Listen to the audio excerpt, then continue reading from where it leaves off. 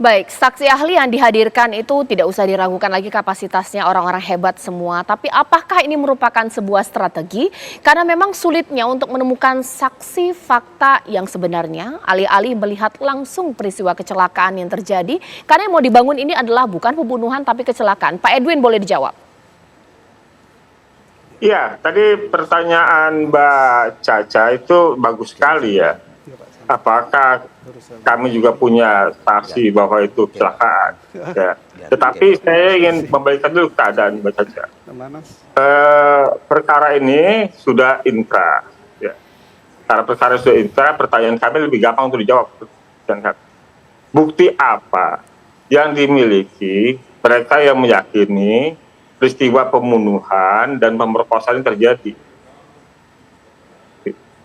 Jadi Mbak Caca, perlu diketahui Mbak Caca dan masyarakat ya seluas, bahwa TKP tempat terjadinya penganiayaan dan pemerkosaan itu di lahan kosong belakang showroom.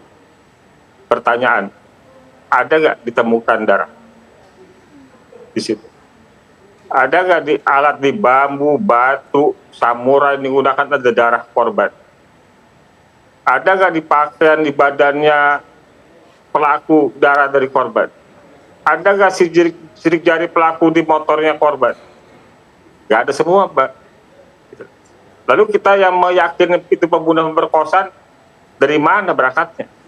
Karena semua itu berangkatnya dari keterangan tersangka ketika di penyidikan yang sudah diakui oleh ada Saka Tatal, ada Aldi bahwa mereka mengalami penyiksaan.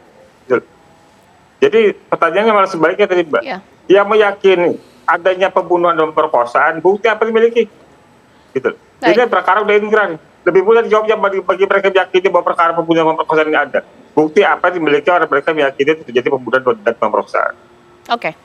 Saya langsung tanyakan hal tersebut kepada Pak Yusuf. Pak Yusuf, ya memang kuasa hukum tidak mempunyai saksi fakta yang melihat peristiwa kecelakaan. Tapi justru mempertanyakan, penyidik juga nggak punya bukti-bukti yang kemudian menegaskan secara jelas bahwa terjadi pembunuhan dan juga pemerkosaan dari TKP, darah, sidik jari. Pak Yusuf. Ya sementara kita belum bisa memberikan komentar apapun terkait dengan hal itu, yang ini kan menjadi bagian yang itu dimohonkan ditinjau kembali. Tapi hasil pekerjaan penyidikan ini sudah melalui proses hukum dalam sistem peradilan pidana. Ada jaksa penuntut umum dan ada hakim, judek faksi di pengadilan negeri sudah bekerja, pengadilan tinggi ketika dibanding sudah bekerja. Itu. Nah, ingin kami sampaikan di sini bahwa kami tadi menyampaikan bahwa ada fakta di mana personil yang membuat laporan itu kecelakaan itu diberikan sanksi disiplin.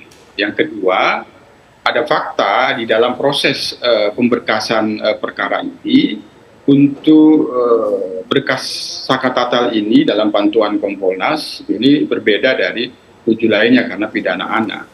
Dalam berkas perkara ini memang dia sekali P19. Apakah dengan sekali P19 ini ada dugaan ketidakcermatan jaksa penuntut umum pada saat itu? Tapi inilah faktanya. Oleh karena itu, pada saat kami melakukan pemantauan langsung dengan meminta klarifikasi bagaimana proses penanganannya 8 tahun yang lalu, karena ada hal-hal yang kita pandang ini seolah-olah didasarkan pada pengakuan-pengakuan, keterangan saksi, lemahnya scientific crime investigation pada waktu itu, sehingga kami sarankan, rekomendasikan diaudit, dilakukan audit investigatif, apakah ada kesalahan prosedur atau hal-hal yang terkait dengan manajemen penyidikan yang kurang baik. Itu yang saat ini sebenarnya sudah dilakukan, hanya sementara karena ada upaya PK belum bisa disampaikan. Itu Mbak Caca. Oke, Pak Gayus, kita nangkapkan logika di sini. Memang kesulitan kuasa hukum dari Saka Tatal menghadirkan saksi yang melihat apakah ini kecelakaan atau tidak. Tapi justru penyidik juga tidak bisa punya bukti yang kuat bahwa terjadi pembunuhan dan juga pemerkosaan. Ini bagaimana? Kalau ini menjadikan hakim PK nanti hatinya tergerak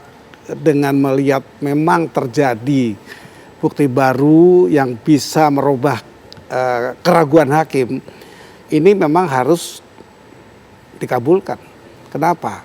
Karena ada ketentuan di undang-undang bahwa kalau hakim ragu-ragu, dia harus memberikan ringan bagi terdakwa. PK itu tidak bisa menambah memang, tapi bisa meringankan dan bisa mengabulkan. Oleh karena itu saya memegang konsep ini. Kalau hakim ragu karena banyak yang tidak lengkap lagi dan tidak memenuhi ketentuan yang semestinya di tingkat sebelumnya itu, hakim akan memberikan yang lebih ringan, yang paling ringan mungkin.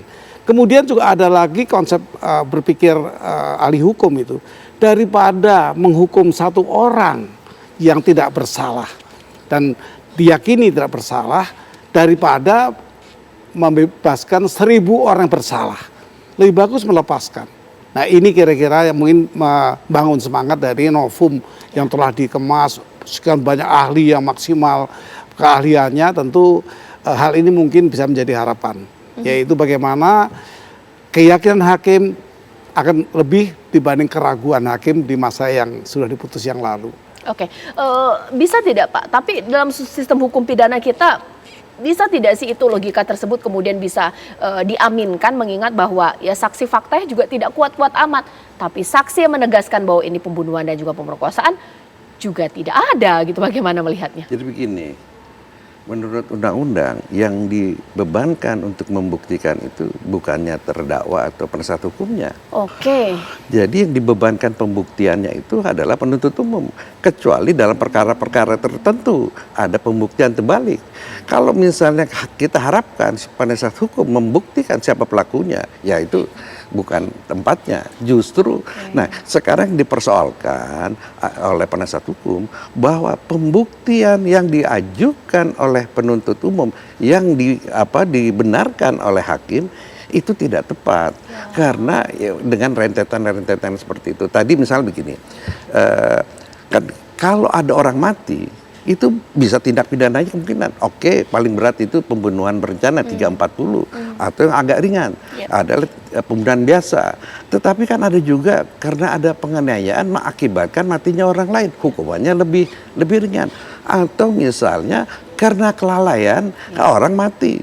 Atau di dalam undang-undang lalu lintas kalau ada kesengajaan dan kesengajaan dan kelalaian dalam lalu lintas, hukumannya lebih berat ini. Jadi kemungkinan ini banyak. Nah, misalnya sekarang apa sih yang membedakan? Ya ini kerjaannya hakim hari. Ditanya bedanya penganiayaan dengan pembunuhan. Dia tanya, misalnya dengan mukul kayu, dia pukulnya di mana? Kalau dipukul kaki kan dia nggak berniat untuk membunuh. Terus bagaimana kecepatannya dia mukul? Apa begini atau begini? Dan berapa kali? Itulah yang dikatakan hakim tingkat pertama itu kurang mengelaborasi. Bagaimana? Karena tidak ada saksi yang fakta yang dinyatakan membunuh itu dia tidak dihadirkan. Di sini kelemahannya. Padahal yang dinamakan saksi itu adalah keterangan seorang saksi di muka persidangan, bukan keterangan saksi di penyidikan. Terus satu lagi Mbak Caca, ini yang mesti didudukkan persoalannya. Kan dibilang ini kan sudah proses pengadilan sudah inkrah. Bukan berarti ini benar. Kalau memang itu apa gunanya undang-undang memberikan kata-kata untuk PK kekhilafan. Jadi hakim itu mungkin khilaf, bukan hakim itu ya kan. Jadi mengoreksi terakhir ini adalah hakim agung. Keagungannya hakim inilah yang diminta ini.